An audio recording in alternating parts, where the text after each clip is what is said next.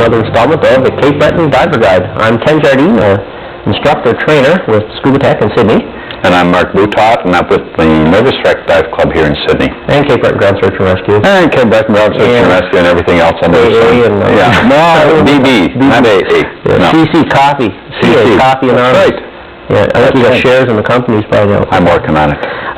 Anyway, onward to diving. You know, of course, we always stop and get coffee on the way around. That's right. Onward to diving. Today's show, this is my favorite.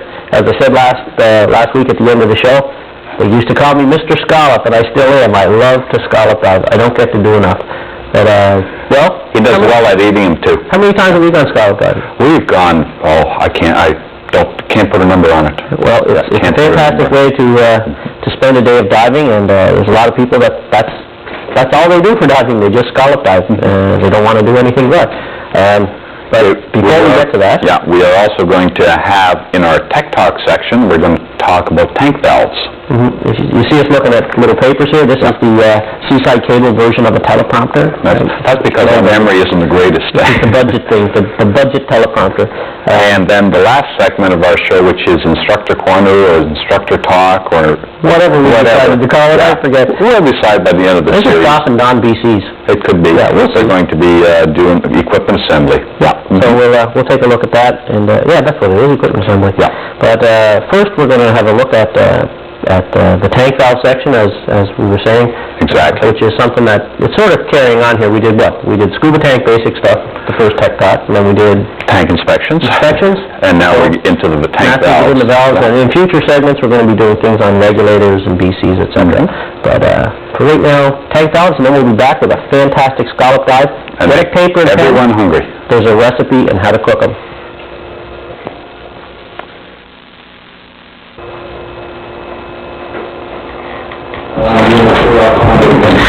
Tank valves. Alright? All the divers out there know that it's something that every time you go scuba diving, you're going to be playing with a valve. Alright? There's a lot of people ask a lot of different questions about them. I'm going to try and shed a little bit of light on some questions. First thing, what does a tank valve do in life? Well, it does the same as any other valve. It stops and starts the flow of something. In this case, our high pressure air.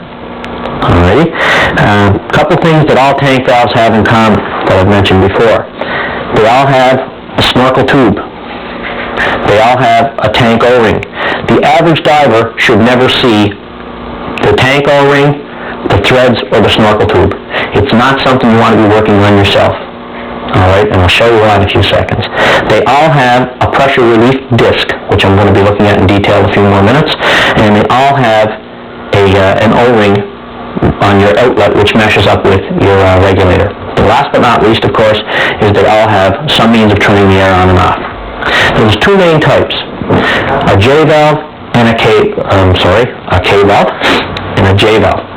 The J valve has all the things of a K valve, but it also has a reserve lever. Okay, this is old technology. I would say 95% of the tanks that we sell at Scuba Tech, or anywhere else for that matter, are K valves. Quick, clean, cool, neat. I don't know, it sounds like a K word. Alright? A J valve, you have to jiggle with it, and it jerks you around a little bit. You don't need this anymore because modern divers are diving with pressure gauges, so you know how much air is in your tank. Alrighty? Now to get into some of the parts of them. Required to have a burst disc. All a burst disc is a tiny little piece of copper foil. Very, very tiny. And a retaining nut. They should, or they must have actually, a multi-port retaining nut. That way, if the burst disc were to rupture, say the tank was exposed to a lot of heat, or someone tried to put more pressure in it than the tank is allowed to hold, instead of the tank breaking open, the burst disc will blow, and the air will come out through these little holes. See, the bolt is hollow in the center, and it comes out all four holes at once. The old style had what I call a shotgun, which was just a hole dead right through, and when that would blow, the little piece of copper would go flying God knows where. The tank would fall down and start spinning around doing the dance of the seven chickens. We don't want that, alright? So multi-port retaining bolt on your burst disc, very important. These are all regulations from the Canadian Transport Commission, alright? When you're getting your tank visually inspected or when you're buying a new one, it should conform to these standards. Anyway, so that's the burst disc looked after, which is a pressure relief disc, as I said. Another thing that you need to do with your tanks is have them inspected at least once a year. When they're inspected, we're going to look at the cleanliness of the valve. We're also going to look at some of the parts on it, make sure everything's fine and dandy. As you can see, someone tried to do self-maintenance on this valve. All right? Take a look at that. That's ruined. All right? The main thing is, when we got this tank into the shop, it was so corroded that we had to send it away to a machine shop and get the tank put in a vise. Basically, the tank and valve are destroyed just because the people did not keep up the maintenance schedule. It hadn't been inspected in 8 to 10 years. It was in the back of a shed somewhere, and a guy brought it in and said, "Hi, can you fix this tank for me?" Not at all, okay? But if you keep them done every year, we do a nice little cleanup. We put silicone grease on the threads and stuff like that. Look after your tank valve for you. All right? Nice little caps that go on the valves to protect where the air is going in. Okay? And they sit on the tank just like that. Valves are not something you want to do self-maintenance on. Have them maintained. If you're in any doubt at all, any reputable place, you bring them in. Any tank inspection technician will gladly look at your valve for you and tell you if you need any work on it. Anything like that. But it's something that all divers are going to be touching every time they dive. Keep them clean, keep them maintained, you'll never have any trouble with them. And that's true, it's a very low maintenance thing for the user. It's like a tap at home. Turn it on, turn it off. If it's giving you trouble, bring it in. Yes, not a plumber though. Nothing against you, Dale, my buddy Dale, a plumber. But not a scuba plumber. Anyway, Marky, we're just about getting to it, the big scallop dive. The scallops and the cooking of the scallops. The cooking of them, yeah. We brought them back to the house, and I think it was Mother's Day that we did, actually, I'm almost positive it was Mother's Day that we did this dive. And get at the scallops. That's one of the very few scallop dives that you and I went on together. This is true. You see our old lift bag technique for getting the scallops. That's an excellent way of doing it. That saves all the work. Little something about scallop diving, $5. You got your license issue. I have my license. I keep mine in my dive log. But for $5, Department of Fisheries, you can get a recreational scallop harvesting license. It comes on a piece of paper that long. I don't know why. Get smaller paper, guys, you know. The piece of paper is worth about $20 in the scallop license. But I'll tell you, your first scallop, you go out scallop diving, you get 10 scallops. Last time I was talking to Krista at Off the Dock there, the scallop prices were somewhere around $11 a pound. Yeah, $10 to $11, something like that. I guess in Ontario that's about $87 a pound. So up to mainlanders. But we can get them for I'm from Ontario. Yeah, long ago. But you can get a feed of scallops here. Your $5 license is well worth it. You're allowed 100 pieces of meat in your possession per license holder. And it's a lot of fun. It's an interesting dive. You're using hunting and collecting skills. What else is Hunting, collecting skills, you use navigation. Navigation big time, if you're any good. Shane? And you do enjoy drift diving, and if you can play the currents properly, you can have a very leisure dive. With your scallops. Yeah. There's a spot out by New Campbellton that can take you out, and then a different current takes you back in. But this particular dive, we're going to cut away here in a few seconds, is in St. Anne's Bay. So stand by to enjoy this segment. And get hungry. So they hate my camera work at the station. Oh well. I'm not in the union, so what the heck? That's why you took the jacket off. You're scared someone's going to see what the union is. I wonder if I'm going to get hit by a bus here. Hey, in Cape Breton, there's no buses. I'm sorry. It's not operating because there's too much ice. Lovely day. We ready to go? We are going to dive under the ice. This is going to be a good day. Because it's going nice on that, but we're going to catch up again.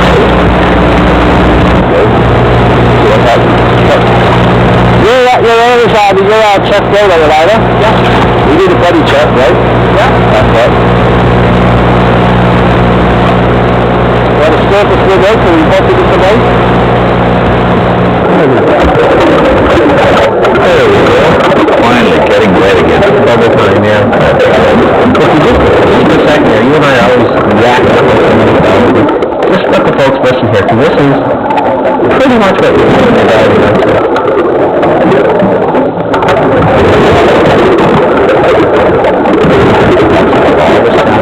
That's the down the hood, though, because I know when the hood it's coming through the microphone.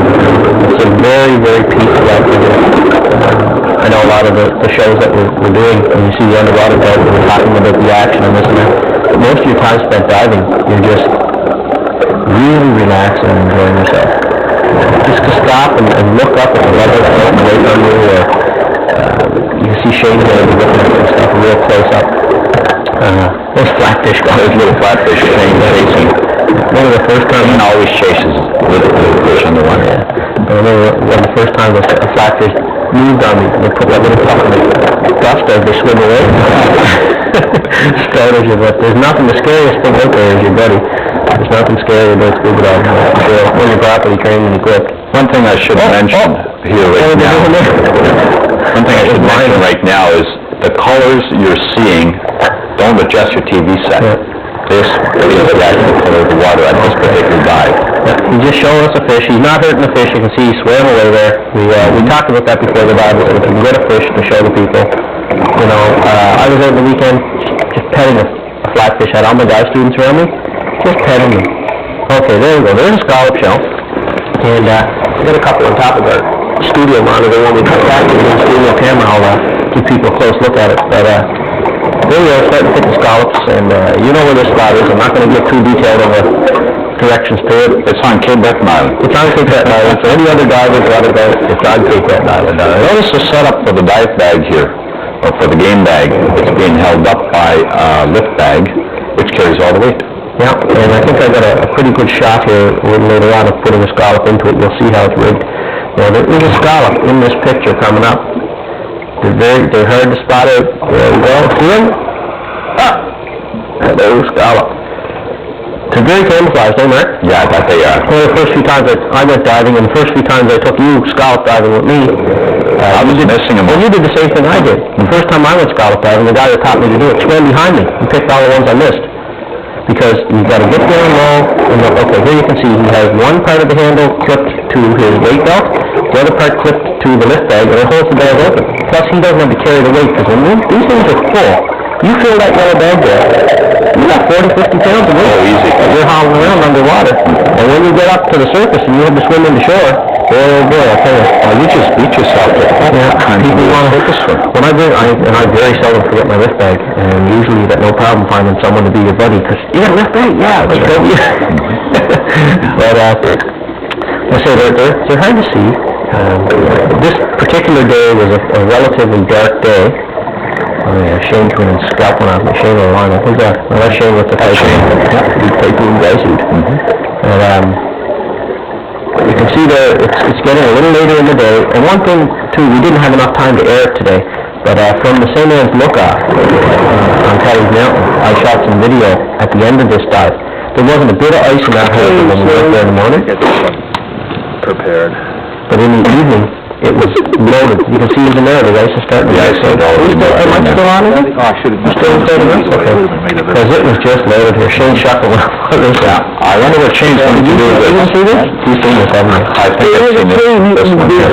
This is, you can see the pack ice had started coming in with the change of the tide. You'll get lots of dates doing this, buddy. That went all over me. I had to get it in my hair.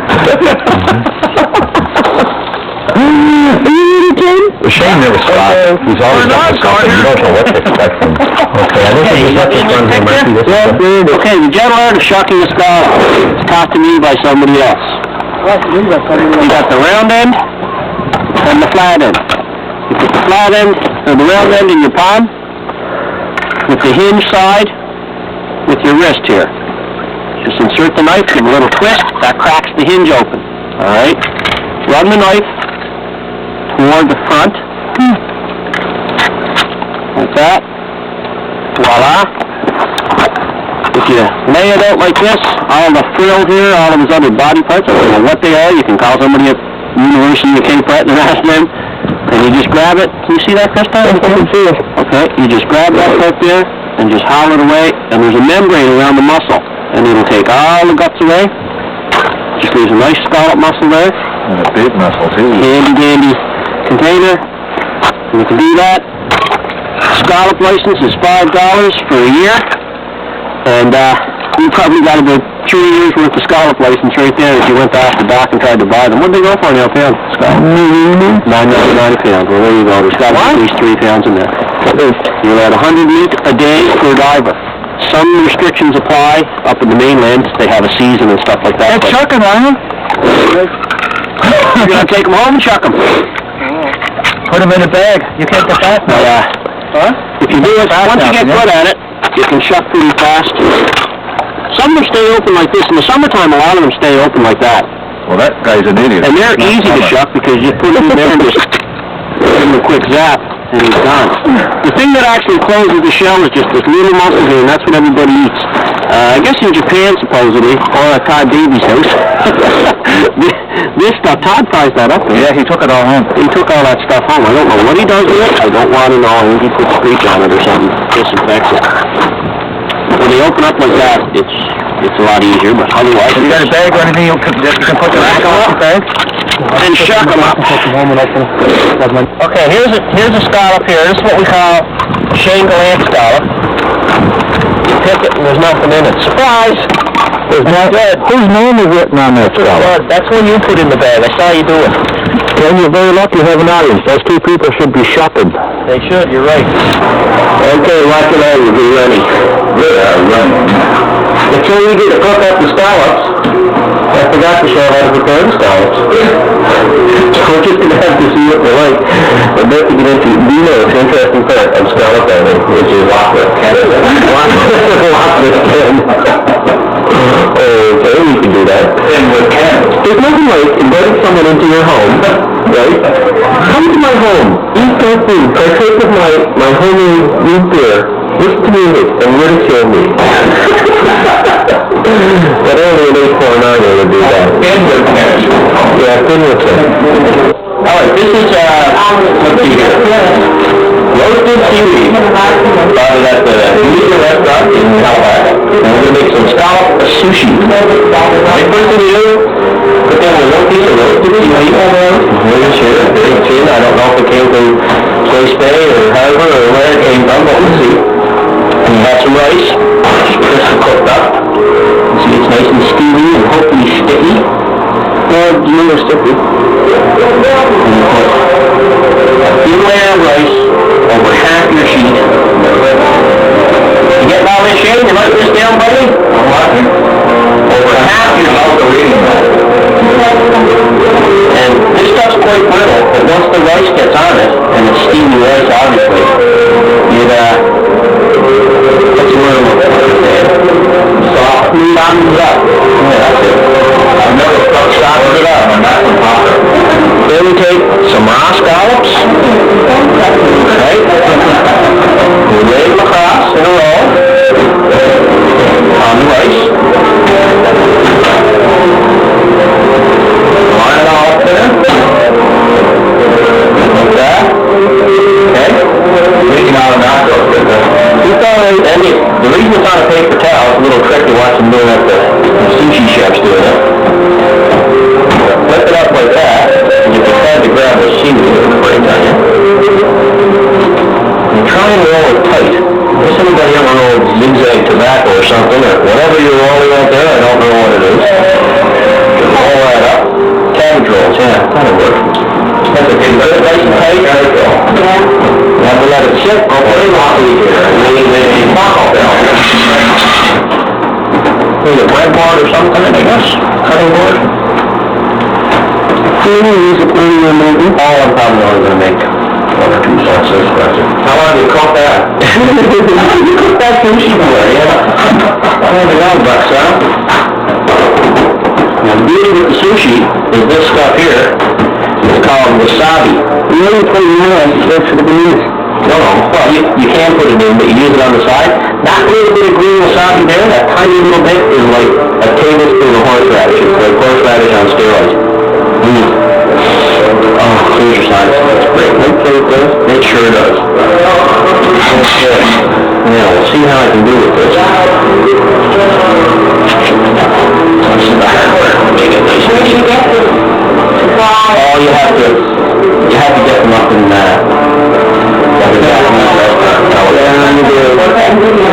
no, actually, you know what? I think Sobeys in the specialty parts now? Come back. I think in Halifax, or in, at the clock, I think in, Yeah, that's good to have to see. I think what's on the top of that, that's as sharp as mine.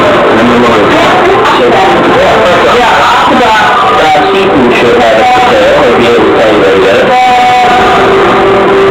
Not a cookie Joe. It's not a Joe.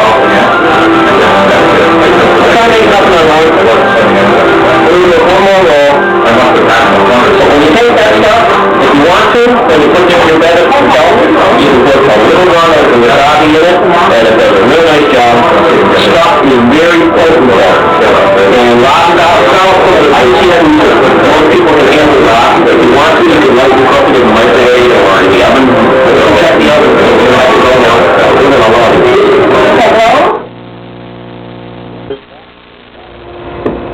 And that's it, we're back.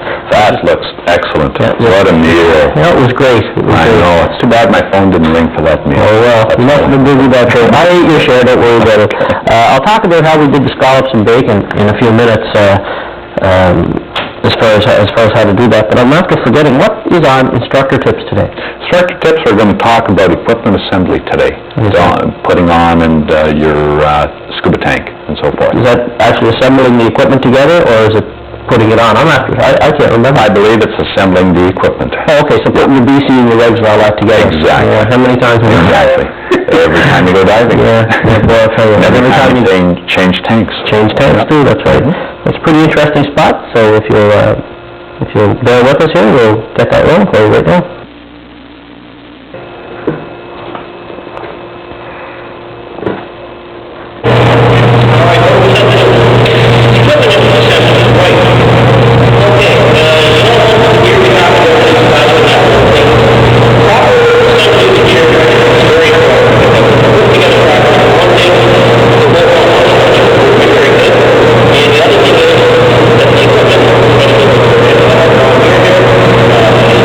Fairly